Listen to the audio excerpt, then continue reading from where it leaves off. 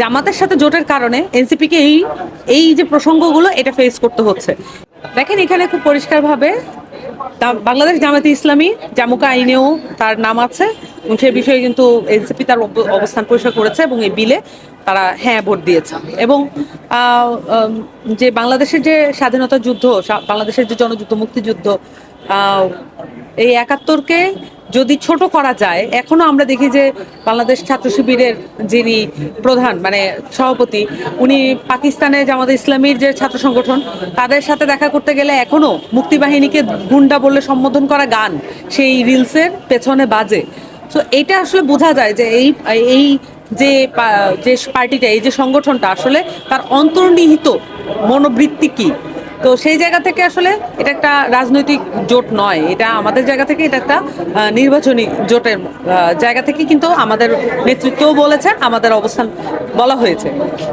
এনসিপির জায়গা থেকে এটা নতুন রাজনৈতিক দল, আমাদের নতুন রাজনৈতিক দল হিসেবে আমরা প্রত্যেকটি ইভেন্টকে স্মরণ রাখা, সেটাকে আপহোল্ড করা, এটা রাজনৈতিক দল হিসেবেও আমাদের জন্য প্রয়োজনীয়। কথাটা বোঝার চেষ্টা করেন।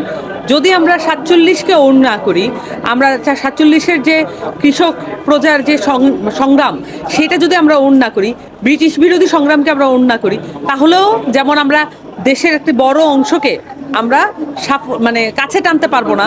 ৭১কে ওন না করলে, ৭১কে যদি আমরা ধারণ না করি, সত্যিকার অর্থে ধারণ না করি, ৭১-এর প্রজন্ম তো এখনো আছেন, তাদেরকেও কিন্তু আমরা কাছে টানতে পারবো না।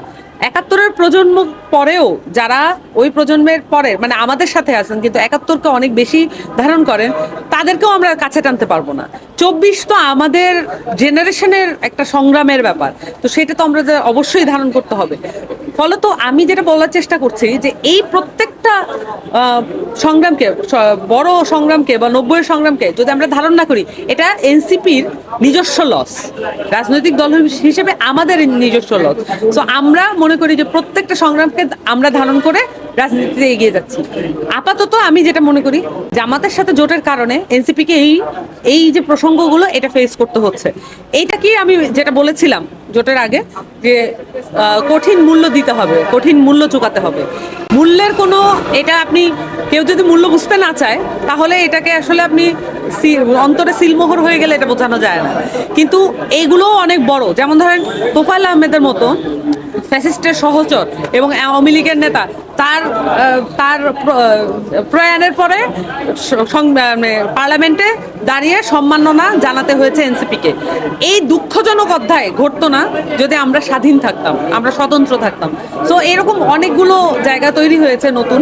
বা আমি যেটা বলতে চাই যে আমরা আমাদের জায়গা থেকে অবশ্যই এই সবগুলো রাজনৈতিক অধ্যায়কে ধারণ করি, কিন্তু হ্যাঁ, বাংলাদেশে এমন রাজনৈতিক দল আছে যেমন আওয়ামী লীগ ২৪কে ওন করে না, বরঞ্চ তার উৎখাতের পিছনে কারণ হিসেবে দেখায়।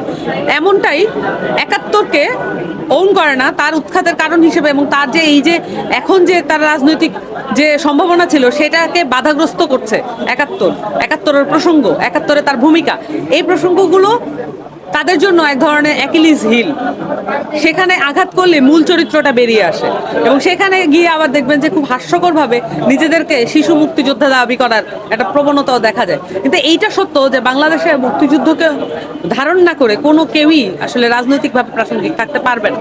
সো আমি যেটা মনে করি এটা এনসিপির ক্ষেত্রে এড়ানো যেত, কিন্তু এখন এইরকম পার্টি আছে যারা ৭১কে ধারণ করে না এবং বাংলাদেশের অস্তিত্বকে স্বীকার করে না।